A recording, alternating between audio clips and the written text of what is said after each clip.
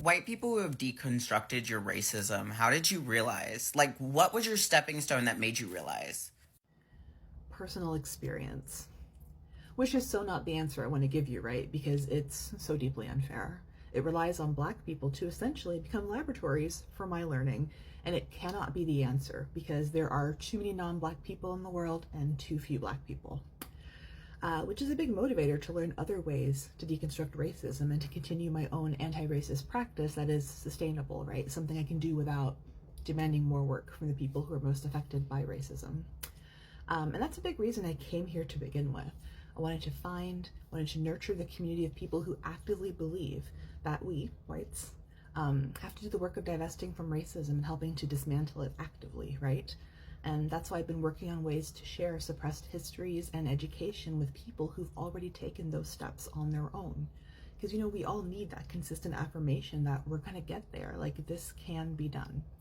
With that said, here's my story, because it might be helpful. So I was an Army brat back in the 1900s. I lived mainly on US Army bases in Germany, have a German mom and American dad, and my whole life was on those military bases. And let me tell you something about those, right? So Army bases are mostly white minority spaces. And I think most of us sort of know the socioeconomic realities of how and why that is, right? We all knew where and how the US does its recruiting. For many families, including mine, right, the military was the only feasible way to enter the middle class, and I believe that we all knew that back then. But something that was really nice about growing up that way was that the culture's pretty Black. You know, it meant my friends were pretty Black, my doctors were, my teachers, my hairdressers, my neighbors. And so I got to have a lot of the same experiences that Black children do who get to grow up in Black neighborhoods. For example, I had community moms. You know, it's like if you're playing with your friends outside on the playground or in the streets or on the soccer field, if someone falls down and hurts themselves, you know that you can go to the nearest house or the nearest apartment, and whoever's in there will help you. So you get lots of Band-Aids, lots of Kool-Aid, right, from all the different moms, because all the moms sort of took care of all the kids. Also got yelled at by my fair share of moms, but I think it was probably good for me. Part of that also is that I grew up with a lot of things that I just didn't realize were Black culture. Like, more specifically, I didn't realize they were Black Southern working class culture.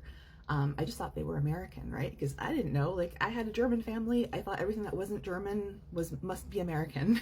I didn't realize that it was also Black. So, like, you know, I grew up doing the Tootsie Roll, really aging myself here. I grew up eating frozen Kool-Aid from styrofoam cups that some guy just like made in his freezer and sold out on the playground. One of my first jobs was in the nursery on the base chapel. And I remember after the Assembly of God services was over, I always got invited to the potluck afterward. And that's how I learned that macaroni and cheese has got to be baked. That's how I learned that cakes come in caramel. That's how I learned that sweet tea is supposed to be so sweet that it hurts your teeth a little bit. That's how I learned how to double Dutch, and I'm surprisingly good turner.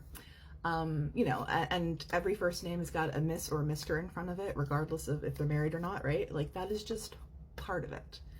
And I remember one time I missed the bus because I didn't change my analog alarm clock to account for daylight savings time.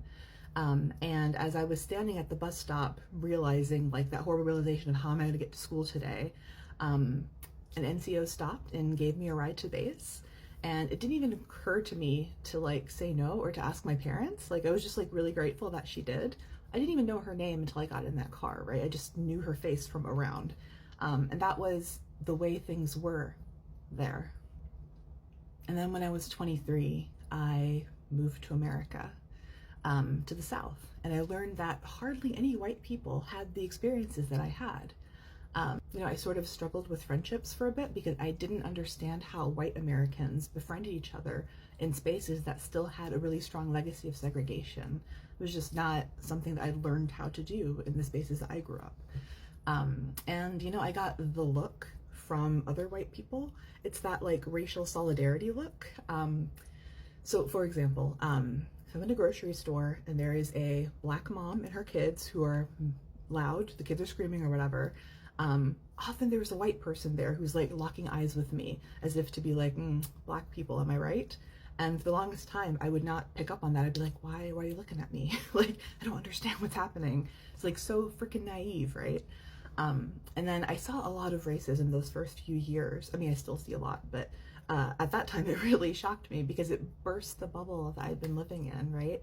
And I came to realize that all of those black military people on the bases in Germany were extending so much freaking kindness and care and inclusion to me, right? Probably in a way that they'd never experienced in white communities. And it was really fucking humbling to know that I took that for granted. And that was my big motivator, really, right? Like, I even shifted to topics in grad school to understand slavery and racism better because I wanted other people to have the epiphany I was having. But also I wanted other people to like be with me while I was still having my epiphany. Like, I needed other people to help me deconstruct what the hell I was experiencing and why and how to stop, right? Like, I wanted to live the way I lived as a child because it was really lovely. And I think that that is possible. Like, I've witnessed it, so it is possible. So it could be possible in other places too. Anyway, that was super long, so if you're still here, I know you're a real one, which means I want to stay in touch with you. Please come find me. I'm on Instagram, I'm on YouTube, and I'm on Blue Sky. It's all the same username, Dr. Angela Sutton. I might try out Lemonade. I don't know. What do you think? But yeah, I hope I see you on the other side. Oh, I also have a book out called Pirates of the Slave Trade that really helps to explain just how the hell we got to such a racist mess. So check that out if you're interested. The audiobook just dropped as well, so you can listen instead. And I hope to see you.